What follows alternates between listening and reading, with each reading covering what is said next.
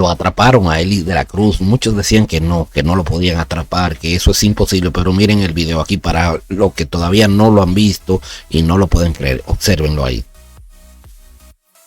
El catcher estuvo muy atento. Mire qué lanzamiento más perfecto. Fue por un segundo 6 o quizás menos de un segundo. Eso fue atrapado ahí mismo con las manos donde casi era 6. Vamos a observar de nuevo aquí. Mira aquí. Eso fue por una milésima. Atraparon a Eli de la Cruz, el hombre más rápido de la MLB.